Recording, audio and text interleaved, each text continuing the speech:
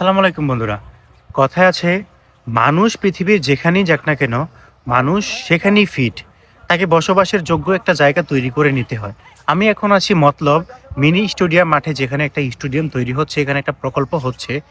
আর এখানে যে সুইমিং পুলটা দেখতে পাচ্ছেন, এখানে মানুষ গোসল করে সারাদিন কাজ করার পরে ক্লান্ত শরীরকে একটু শিহরণ দেওয়ার জন্য এখানে গোসল করে। আর মূলত এখানে যেই কাজ লোকগুলো এসে কাজ করে, তারা মূলত গাইবান্ধা থেকে আসছে। আপনার এত দূর থেকে এই মতলবে এসে এখানে এসে মানুষ কাজ করে। ঠিক আছে, আসো। তো এই যে এখানে যেই একটা লম্বা ঘর আপনারা দেখতে পাচ্ছেন, এখানে ওনারা মূলত আপনার এই রাতের বেলা ঘুমানোর জন্য একটা জায়গা তৈরি করছে। আর এখানে একটা মনোরম পরিবেশে পুরো সুইমিং পুলের মতো বানাইছে, আর এখানে তারা গোসল করে।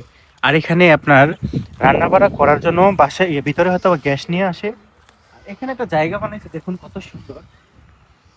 মানে রাতের বেলা সবাই একসাথে বসে আগুন পোয়ানোর জন্য, মানে আজকে যে শীত পড়তেছে এখন, এই শীত মানে পোয়ানোর জন্য আপনার এই যে এখানে একটা আগুনের ছোট একটা ঘর তৈরি করে এখানে আগুন পোয়ায়, জিনিসটাও খুব ভালো লাগলো। আর এখানে আপনার এই পাশে গোসল করে, ঠিক আছে। আর এই পাশে আপনার ঘুমানোর জন্য একটা বাসা আছে। তো আরেকটা বিষয় হচ্ছে, মানুষ পরিবেশের সাথে খাপ খাইয়ে নেয়, এটাই নিয়ম।